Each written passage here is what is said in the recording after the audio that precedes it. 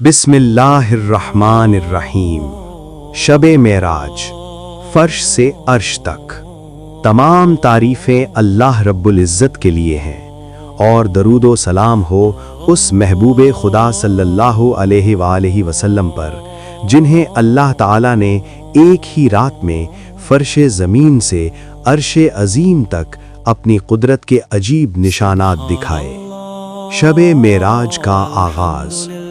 یہ مبارک واقعہ اس زمانے میں پیش آیا جب حضور اکرم صلی اللہ علیہ وآلہ وسلم کی زندگی میں غموں کا دور تھا۔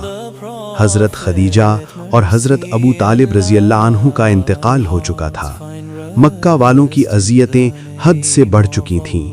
اللہ تعالیٰ نے اپنے محبوب صلی اللہ علیہ وآلہ وسلم کو تسلی دینے کے لیے ایک ایسی رات عطا فرمائی جو قیامت تک تاریخ انسانیت میں بے مثال ہے۔ ایک رات جب حضور صلی اللہ علیہ وآلہ وسلم ام ہانی کے گھر یا حتیم کعبہ میں آرام فرما رہے تھے تو اچانک حضرت جبرائیل علیہ السلام تشریف لائے۔ انہوں نے حضور صلی اللہ علیہ وآلہ وسلم کا سینہ مبارک چاک کیا اور آب زمزم سے دل کو دھویا اور ایمان و حکمت سے بھر دیا۔ اسراء، مکہ سے بیت المقدس تک۔ پھر ایک نورانی سواری براق لائی گئی جس کی رفتار نگاہ سے بھی تیز تھی۔ حضور صلی اللہ علیہ وآلہ وسلم اس پر سوار ہوئے اور پلک جھپکنے میں مسجد حرام سے مسجد اقصیٰ پہنچ گئے۔ بیت المقدس میں تمام انبیاء کرام علیہم السلام جمع تھے۔ حضور صلی اللہ علیہ وآلہ وسلم نے ان سب کی امامت فرمائی۔ یہ اعلان تھا کہ محمد صلی اللہ علیہ وآلہ وسلم تمام نبیوں کے امام ہیں۔ معراج، آسمانوں کا سفر۔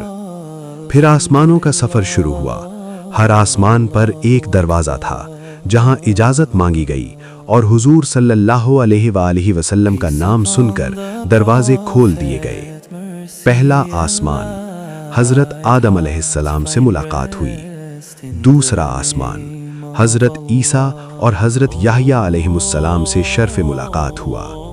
تیسرا آسمان، حضرت یوسف جنہیں حسن نصف دیا گیا تھا۔ چوتھا آسمان، حضرت ادریس۔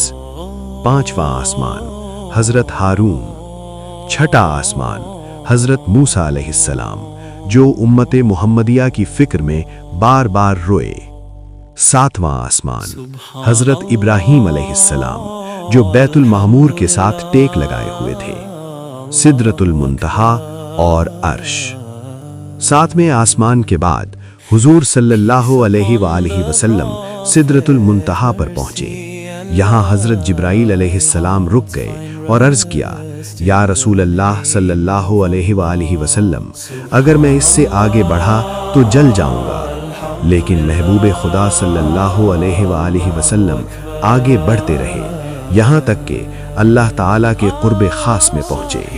یہ وہ مقام تھا جہاں نہ فرشتہ پہنچ سکتا ہے نہ عقل۔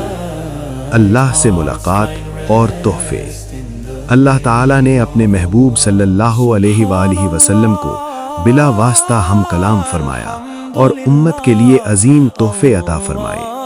5 وقت کی نماز جو پہلے 50 تھی مگر اللہ نے اپنے فضل سے 5 کر دی اور ثواب 50 کا رکھا۔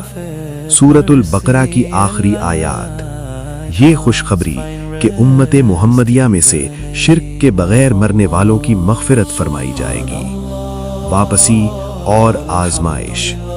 اسی رات حضور صلی اللہ علیہ وآلہ وسلم واپس مکہ تشریف لے آئے۔ جب صبح لوگوں کو واقعہ سنایا تو کفار نے مذاق اڑایا، مگر حضرت ابو بکر رضی اللہ عنہ نے فرمایا، اگر محمد صلی اللہ علیہ وآلہ وسلم نے فرمایا ہے تو بالکل سچ فرمایا ہے۔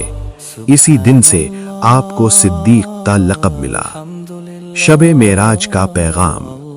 شب معراج ہمیں یہ سبق دیتی ہے کہ نماز مومن کی معراج ہے۔